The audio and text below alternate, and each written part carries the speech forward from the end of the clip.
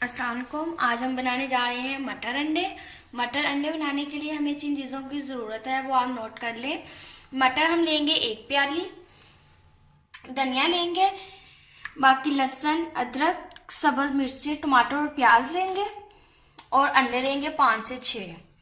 चलिए अब हम अपने नेक्स्ट स्टेप की तरफ चलते हैं। अब हम इन सबको ग्राइंड करेंगे, सारे मसाले को ग्राइंड कर लेंगे। हमने मसाले को अच्छे से ग्राइंड कर लिया है। अब हम अपने नेक्स्ट स्टेप की तरफ चलते हैं। अब हम सारा मसाला एक पतीले में निकाल लेंगे और इसके नीचे आग लगा देंगे और इसमें थोड़ा सा ऑयल ऐड करेंगे।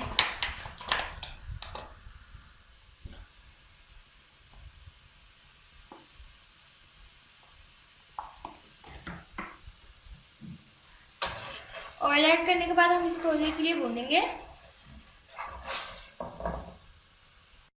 ये तो हमने मसाले को थोड़ी देर के लिए भूनना है। अब हम इसमें दूसरा मसाला ऐड करेंगे। इसमें हल्दी हम डालेंगे 1/2 टीस्पून,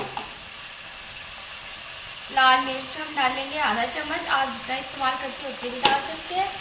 नमक हम टेस्ट के मुताबिक इस्तेमाल करेंगे, यहाँ पे मैं 1 चम्मच इस्तेमाल कर रही हूँ।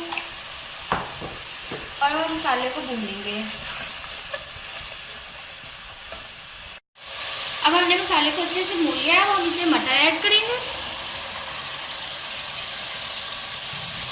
मटर ऐड करने के बाद हम इसे भूनेंगे।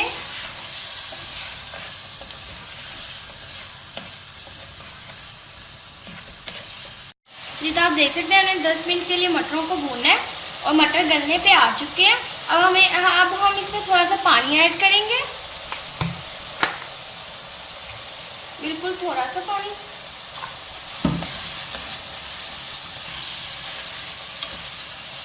हम ज़्यादा पानी ऐड नहीं करेंगे। अब हम इसको ऊपर ढक्कन दे देंगे और थोड़ी सी आग हल्की करके इसको दम पे रख देंगे ताकि मटर अच्छे से गल जाए। अब हमने अंडों को एक बोल में निकाल लिया है। अब हम इसे अच्छे से मिक्स करेंगे। जी तो आप देख सकते हैं हमने अंडे अच्छे से मिक्स कर लिए हैं।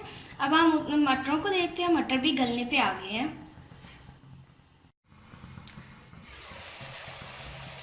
जी तो आप देख सकते हैं मटरों ने ऑयल छोड़ दिया है और मटर गल चुके हैं। अब हम इसे थोड़ी देर के लिए और भूनेंगे।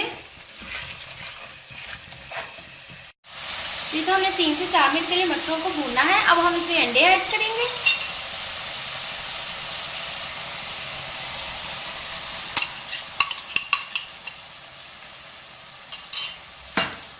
अंडे ऐड करने के बाद हम इसे भूनेंगे।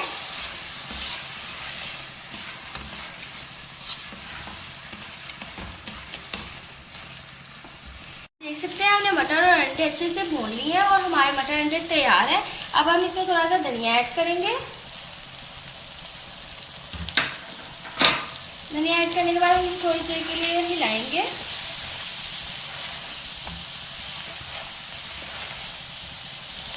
और ये हमारे मटर अंडे तैयार है। अब मैं आपको सर्व करके दिखाती हूँ।